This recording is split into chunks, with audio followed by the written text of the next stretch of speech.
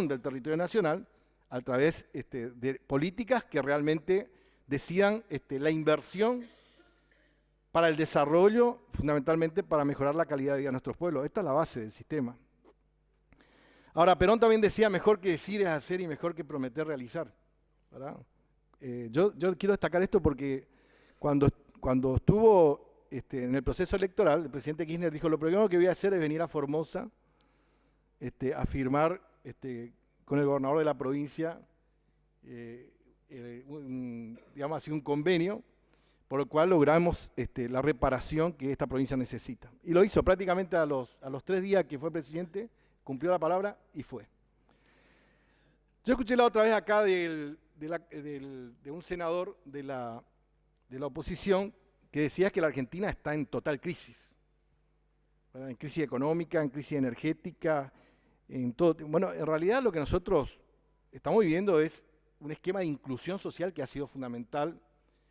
Sabemos que la crisis del 2001 ha terminado con niveles sociales que han sido verdaderamente lamentables para el país.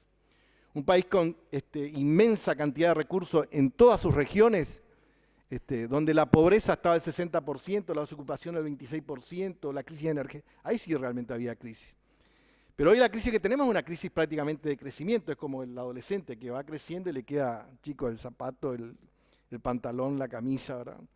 Porque lógicamente se generaron 5 millones de puestos de trabajo, eso es un trabajo de inclusión muy importante. Después tenemos, por ejemplo, el sistema social, los jubilados, 2.700.000, la asignación universal. Y por supuesto que este crecimiento en la inclusión también trajo un crecimiento en los servicios del país. Esto que dijo el ministro, de que no se hacía la ruta porque no iba a tener ningún retorno económico, lógicamente no estaba la ruta, no se podía circular. Fíjense ustedes, por ejemplo, sencillamente el país, para hacer algunos números que a mí siempre me gusta dar, nosotros teníamos 12.000 megavatios de consumo en el año 2001, ahora tenemos casi 24.000 megavatios de uso. O sea, se duplicó el consumo en la República Argentina. Se duplicó, ¿por qué? Porque hay más casas que han accedido al servicio de energía eléctrica, porque aumentó la producción, la utilización de la producción, aumentó la producción de la industria, y lógicamente no es lo mismo tener un país que consume 12.000 megavatios que tener un país que consume 24.000 megavatios, ¿verdad? Sin embargo, todas estas crisis que anunciaban que iba a pasar, no pasaron.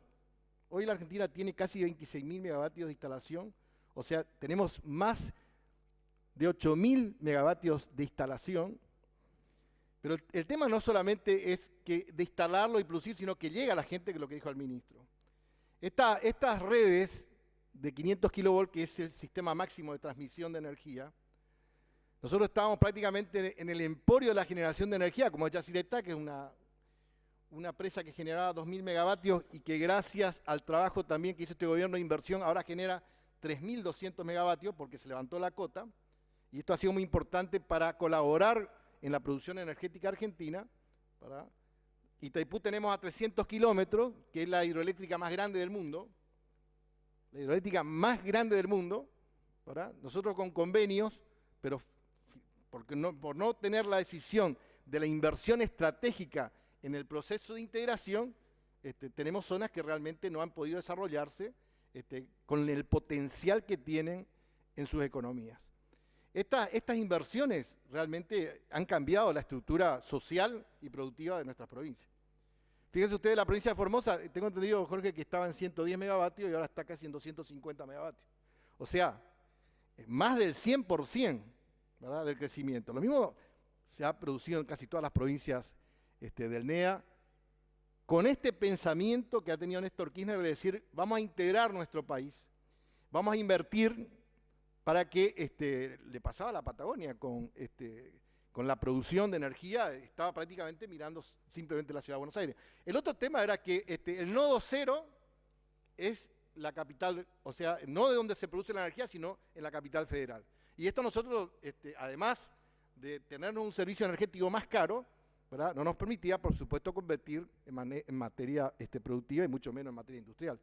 Así que yo creo que ha sido muy importante esta decisión política estratégica de buscar el esquema de integración, de desarrollo a través de las provincias que, por supuesto, son las puertas de entrada a nuestro país y el vínculo de integración que tenemos con los otros países. Otra cosa que a mí me pareció importante de lo que dijo el ministro, a veces es el problema de la comunicación.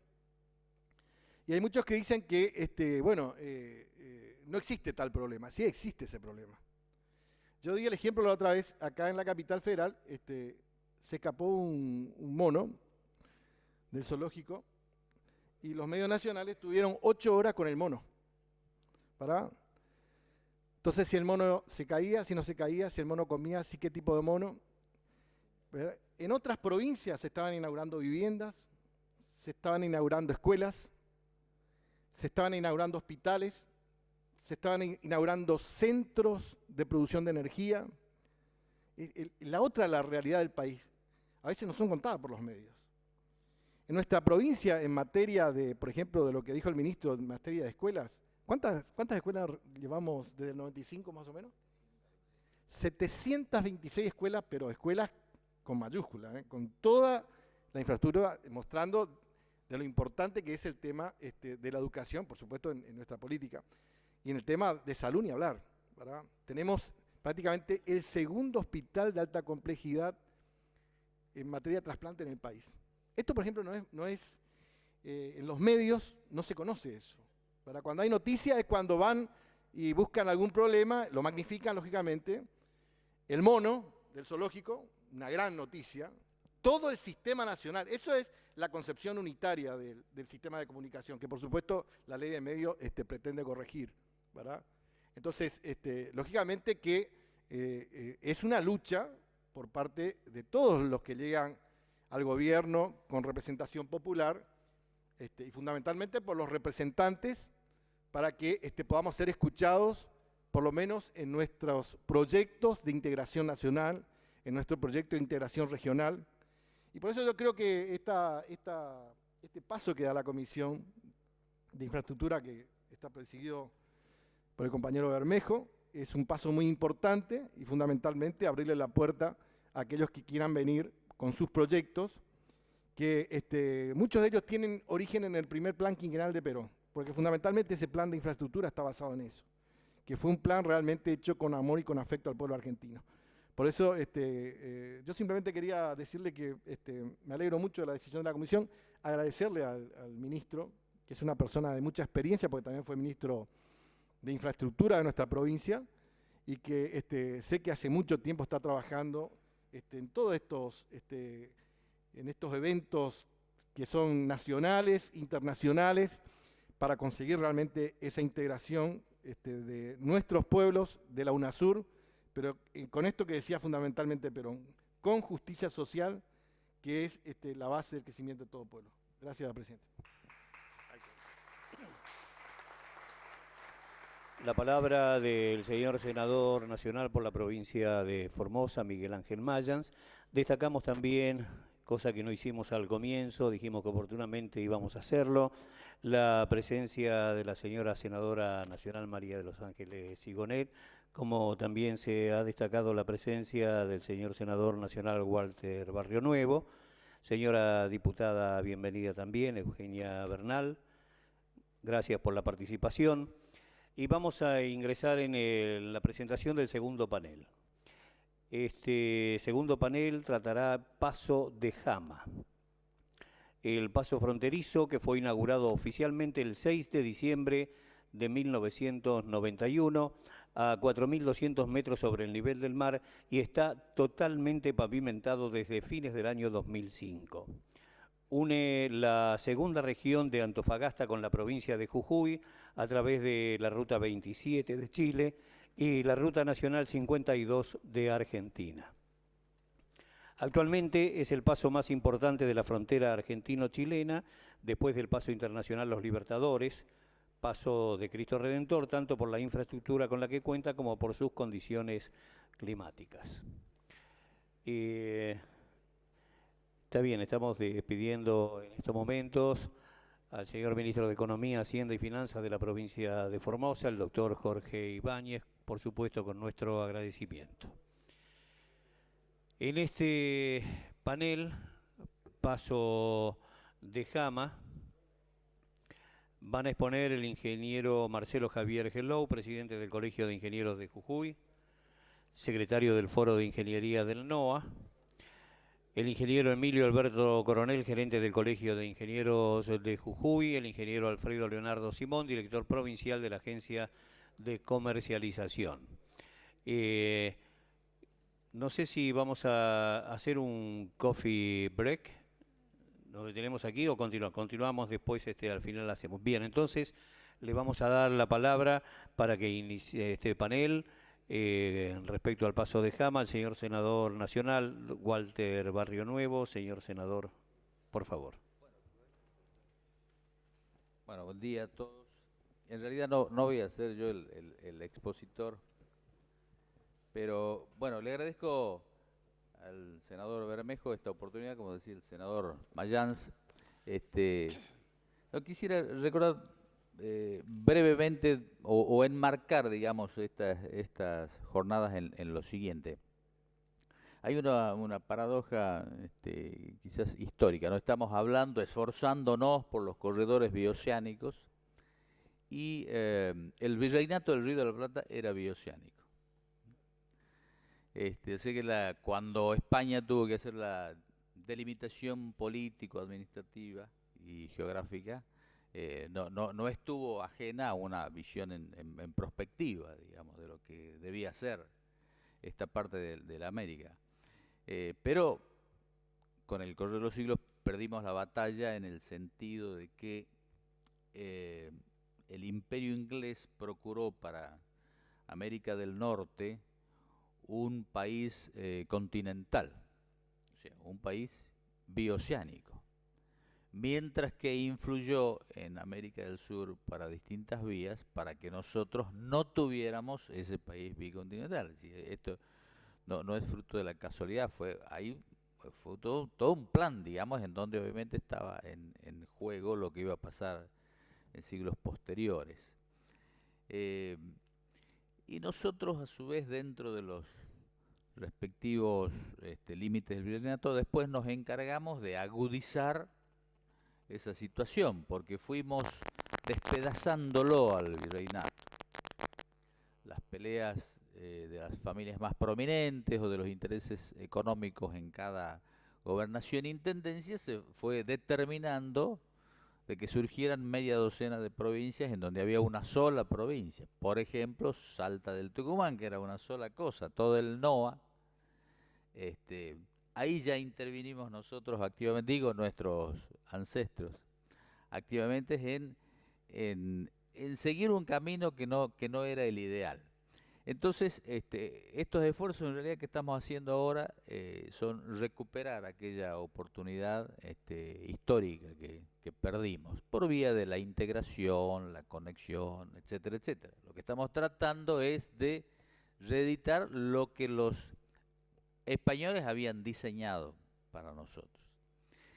Y por otro lado, quiero señalar lo siguiente. Hace rato el ministro de Formosa mencionó el tema de la modificación de la Carta Orgánica del Banco Central y Graciela me recordaba de que lo que planteó el ministro yo lo planteé en nuestro bloque, en el bloque del Frente para la Victoria, cuando tratábamos el proyecto de ley.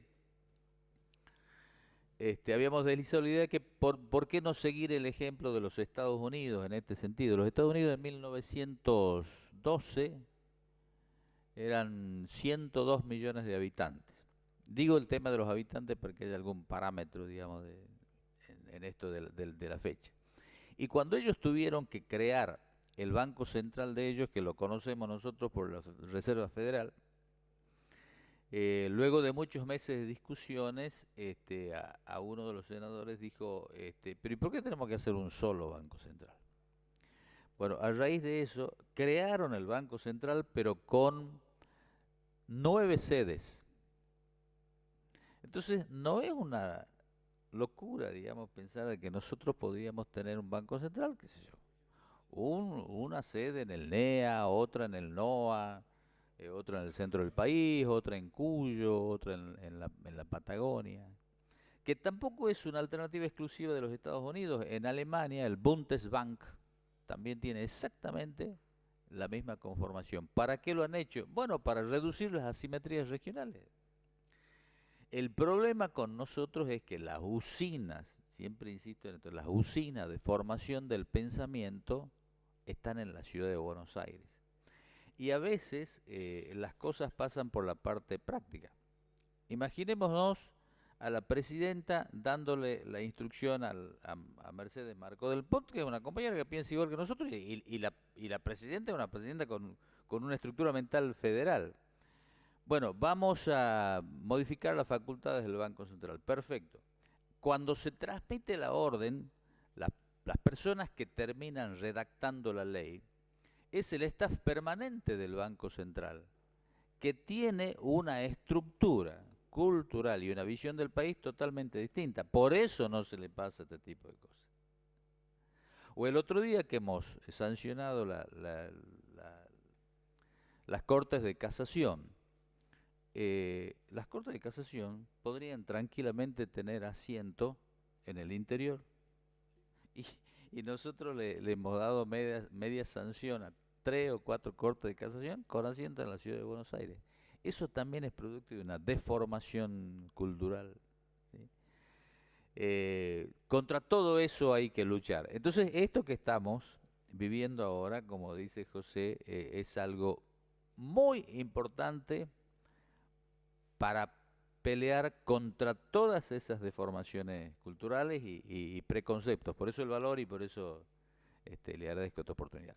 Los que van a exponer por la provincia de Jujuy son el presidente del Colegio de Ingenieros, el ingeniero Marcelo Elú, el gerente del Colegio de Ingenieros, también está presente el ingeniero Emilio Coronel, y el director de la agencia de comercialización, que es el ingeniero Alfredo Simón.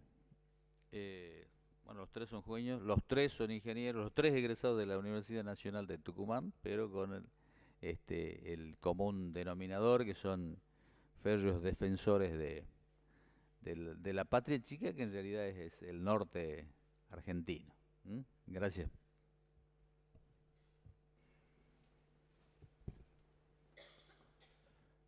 Buenos días, señor presidente de la comisión,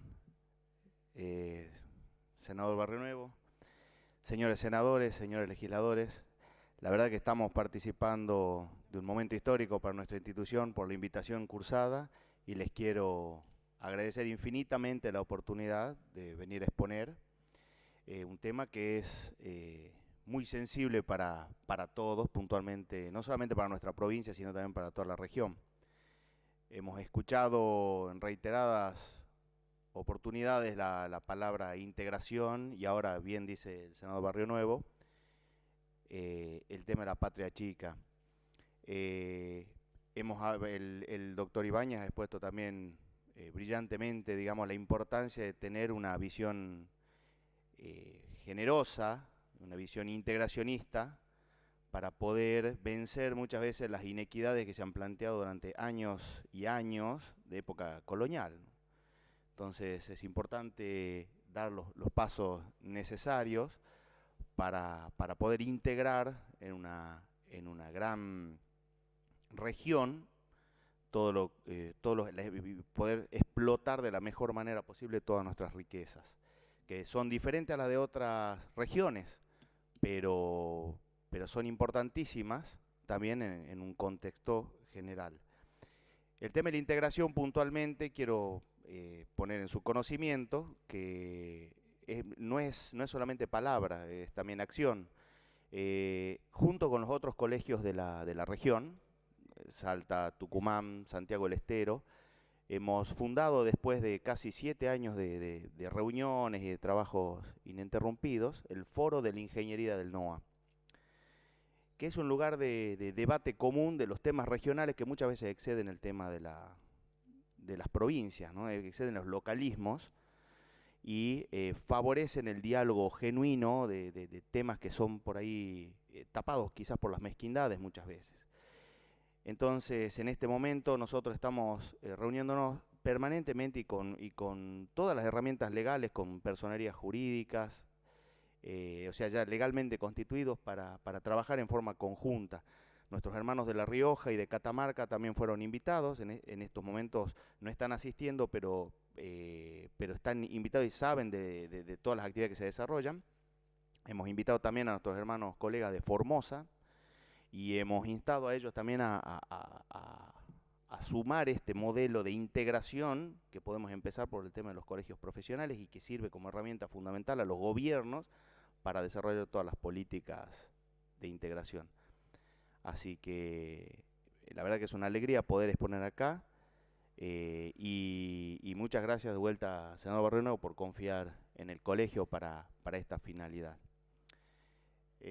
Yo quisiera que se acerquen, no se pueden, el ingeniero coronel, el ingeniero Simón, para poder empezar la exposición. Bueno, en primer lugar quisiera poner en un contexto histórico el tema del paso digamos, de las conexiones naturales que existían entre el este y el oeste. Empecemos, por favor, Diego. Ahí está. En la prehistoria, podemos llamar la época precolombina, existía y hay vestigios de una conexión natural entre el este y el oeste, entre las regiones norte de ambos países, que en ese momento no existían, que era Chile y Argentina, Bolivia y Chile. Y luego, con el advenimiento de la época virreinal, se siguió manteniendo este tipo de comunicación, pero ya mucho más centralizada en la parte de la minería potosina y del comercio alto peruano en todas las zonas del puerto del Callao. Y también era una época de conexión entre el virreinato, no el virreinato, sino toda la llanura pampeana en camino hacia el Alto Perú. Es decir, que la zona, eso se da en el siglo XVIII, en la zona central del NOA, era una zona neurálgica en todo el tema comercial de la región. Es decir, cuando todo el virreinato, toda la colonia era medio continente, la zona NOA era una de las más prósperas y más ricas de la región, justamente por el paso del comercio, por el intercambio comercial en camino a la plata potosina, en camino a toda la minería y en camino a toda la parte comercial y puertos del Callao. Pasemos a la otra, Diego, por favor. Luego, con el advenimiento de las batallas de la independencia, se pierden ese tipo de comunicaciones, comienza la minería y el salitre en Chile a desarrollarse y a explotarse, y desde el norte todavía se siguen manteniendo las comunicaciones este-oeste, justamente porque podemos decir centro-norte, por la gente de Córdoba, Santiago del Estero y todo el NOA, proveía a la gente de Chile de todo lo que ellos carecían. Es decir, ellos traían el salitre para los campos, utilizado como fertilizantes, y también productos de minería, una minería muy precaria, y nosotros le proveíamos a ellos los alimentos y la ganadería y productos de forraje que ellos carecían. Entonces se seguía fortaleciendo ese proceso. Sin embargo, con el advenimiento del modelo agroexportador de principio del siglo XX, digamos, y el fortalecimiento de toda el litoral atlántico y la llanura pampeana, se produce un desequilibrio regional evidente que es fortalecido, como bien sabemos, por el modelo radial de ferrocarril impuesto por los ingleses. Entonces, y con el modelo todavía agroexportador, o sea, literalmente exportador de commodities, ningún valor agregado, todas las provincias que no aportaran granos en cantidad o ganado o cueros quedaban fuera de este sistema. Y pasemos, por favor, Diego. Y esto se puede ver en este momento, como resumiendo, la conexión este-oeste natural, seguí Diego, existía. Luego, con la época del virreinato, seguí Diego, por favor, hasta la otra, ahí está. Acá vemos clarita la posición estratégica del NOA en la época virreinal. O sea, era un lugar de paso, pero estratégico para todas las mercaderías. Sigamos, luego se funda el virreinato del Río de la Plata y ya empieza el modelo hacia el puerto de Buenos Aires, casi con exclusividad, podríamos decir. Estallan las guerras de la independencia y todas las conexiones que existían hasta ese momento, donde era el no estratégico, desaparecen. Con la finalización de las batallas, justamente toda la zona de Noa, otra hora estratégica, queda destruida por las batallas de la independencia y a la vez se fortalece el modelo agroexportador, desapareciendo casi completamente del mapa económico toda la región del NOA y toda la frontera norte. Entonces ahí es donde surge la necesidad histórica de que el NOA necesita, bueno, evidentemente fletes competitivos para poder desarrollar todas sus economías, que también no serán los granos, no será la ganadería, no será lo que necesitaba en ese momento los grandes grupos económicos, pero tiene otras riquezas que, de no contar con fletes competitivos y salidas competitivas a otros sectores, nunca jamás se iba a poder progresar. Entonces, en ese momento es donde siempre se quiso volver al modelo de comunicación este-oeste, y empiezan las conexiones entre chilenos que querían traer sus mercaderías para acá y argentinos, norteños, que querían llevar sus mercaderías hacia Chile. Y ahí aparecen visionarios, puntualmente como Hilarión Jerez, que era un empresario minero boliviano que propuso, entre otras cosas, poner la plata para hacer en ese momento un camino a principios del siglo XX, o Petroño Mercado, un abrapampeño. La ciudad de Abrapampa es una ciudad importantísima en el norte en el tema comercial, es el centro comercial de la Puna Argentina, Puna Jujeña. Se fue a lomo de mula hasta Calama, se compró un camión Ford medio destruido y se vino andando por huellas mineras en medio del año 40. Esa es la necesidad que existía en ese momento de conectar y de tener una salida hacia el Pacífico. Así que finalmente, a partir de 1950 en adelante, se empieza a tomar como una política ya de Estado la necesidad de contar con un corredor este-oeste para poder generar un paso que le dé competitividad y salida a todos los productos y a todas las riquezas que tiene la parte del norte. Y lo más importante de todo es que una respuesta similar del lado chileno, es decir, los chilenos querían venir también a traer sus cosas acá a la Argentina. Como resumen, bueno, vemos que tenemos una necesidad, es un fundamento del Paso de Jama, es la necesidad de integración entre el norte de Argentina y Chile. Hay una demostrada utilidad regional, es una elevada importancia para el NOA, y lo más importante de todo es que hay un impacto directo en toda la región. Hay un impacto, pero no solamente en nuestra región, sino ahora vemos, bueno, en ese momento lo podemos ver, que era importantísimo para todo el sector este-oeste. En ese momento no lo llamarán eje de Capricornio, pero luego se empezó a ordenar la realidad económica mundial de otra manera y queda en evidencia, digamos, que lo que se está insertando ahora, justamente este modelo de este-oeste, se inserta perfectamente en la visión integracionista que se tiene hoy día, que estudiándolo en forma histórica, vemos que es importantísima para los intereses de toda la región, no es solamente NOA, sino que trasciende mucho más allá. Eso está en el libro de la periodista jujeña Irene Balatore, donde está básicamente, no solamente la parte histórica, sino todo el desarrollo del Paso de Jama. Este libro queda a consideración del Senado para su inserción dentro de la biblioteca del Senado. Ahora va a venir el ingeniero Coronel y va a exponer todo el cambio del contexto internacional, y luego el ingeniero Simón va a hablar con los números, que es, digamos, donde se ve la importancia estratégica de este paso.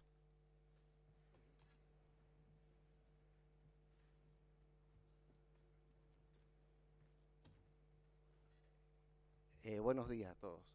La idea justamente es de hacer un análisis rápido del contexto internacional. Se produjo una serie de cambios en las relaciones entre los países, se produjo marcado básicamente por el proceso de globalización. Hubo también una suerte de revolución científico-tecnológica con todas las tecnologías que nos permiten mejorar las comunicaciones, que han cambiado completamente la forma que se venía trabajando antes. Y todas esas dos situaciones, esos dos procesos han conducido a que se conformen grandes bloques macroeconómicos y que se haya una suerte de agrupación de los países en esos bloques. Se distinguen claramente tres bloques económicos macroeconómicos que son el de América del Norte, el de la zona Asia-Pacífico y el bloque de Europa. Están los tres marcados, y abajo en nuestra zona de Sudamérica, que se propone, se entiende que hay como una tendencia mundial a que se constituyan un cuarto bloque macroeconómico, aparece la franja tropicana, que es de la que se refirió también la gente de Formosa, que vincula los puertos de Brasil con los puertos de Chile, con toda la movilidad esta que se pretende articular. Bueno, está además, a título de ejemplo, se ponen varios aspectos, por supuesto, la cantidad de habitantes, la superficie, las posibilidades de recursos mineros, de petróleo, de agrícolas, o sea,